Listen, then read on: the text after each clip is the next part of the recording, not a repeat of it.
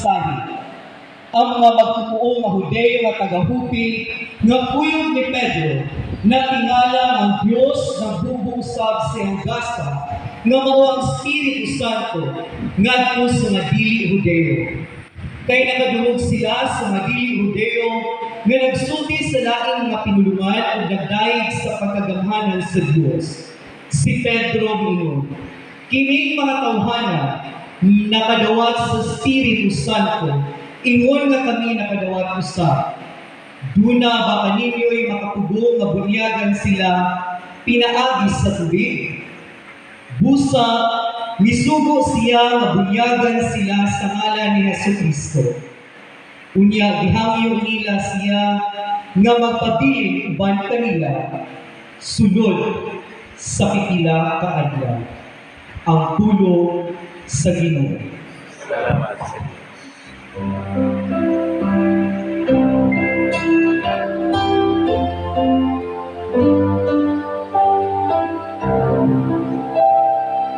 Ang Ginoong nagpadayag sa kanasuran,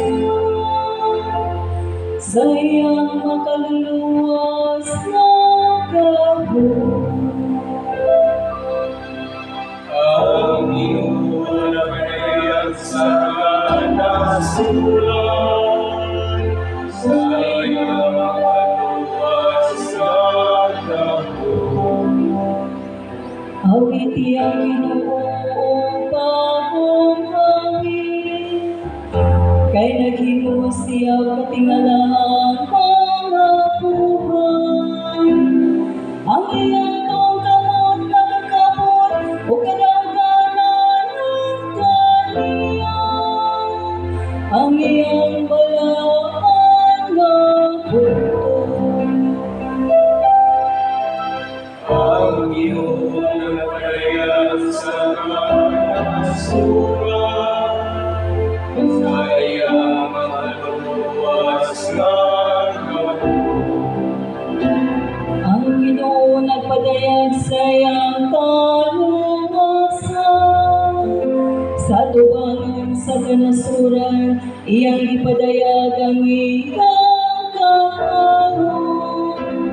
Nahinungtong siya sa iyang kaluoy, ug sa iyang kamatinong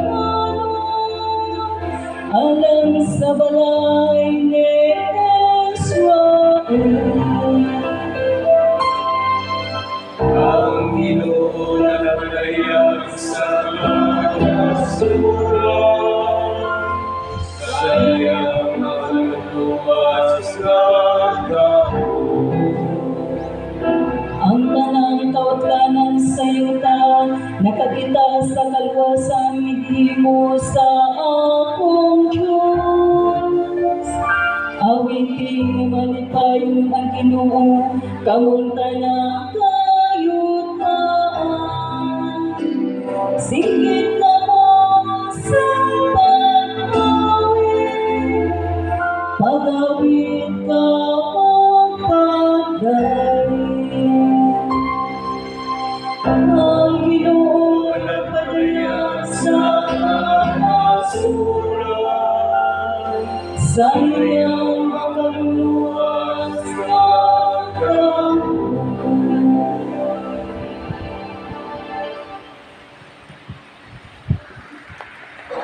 Tinutlo gikan sa unang sulat ni San Juan. Mga igsoon, magigugmaay kita, kay ang gugma nagagikan sa Diyos. Ang nahigugma sa iyang isig kataw, anak sa Diyos, o nakaila sa Diyos. Ang wala mahigugma sa iyang isig kataw, wala makaila sa Diyos. Kay ang Diyos gugma man.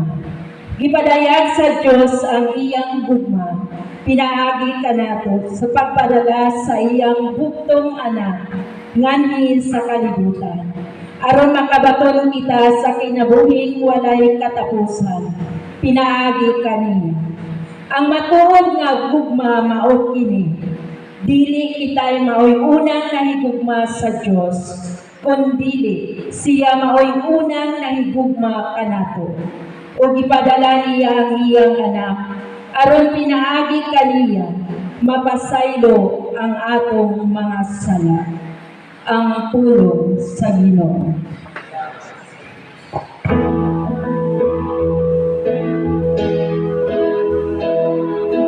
Tulong mo, Ginoo, dagdagan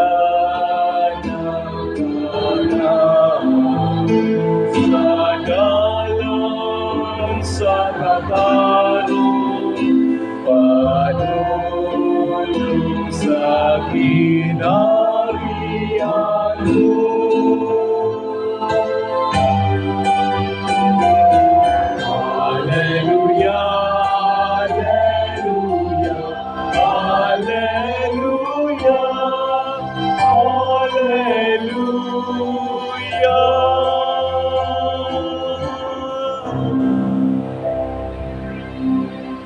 Ang Ginoo manaa kaninyo. Mana usab kanimo. Kinutugikan sa Ebanghelyo sumala ni San Juan.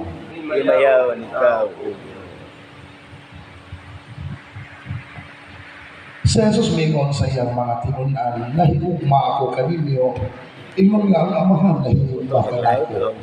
Pabilin kamo sa akong gugma. Kung tumanong ninyo ang akong mga sugo, magpabilin kamo sa akong gugma. Ingon nga ako nagatuman sa mga sugo sa akong amahan o nagpabilin sa iyang gugma. Gisultihan ko kamo niini aron mapatulan ninyo ang akong kalipay o mahigpit ang inyong kalipay. Kini mao ang akong sugo, paghimaay kamo.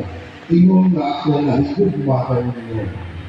Ang labi na hugugma nga ikahatag sa isa nga tawo nga sa iyang higala, mao ang pagpakamatay alang kaninyo. Kamo akong mga higala, kung buhaton ninyo ang sugo ko kaninyo.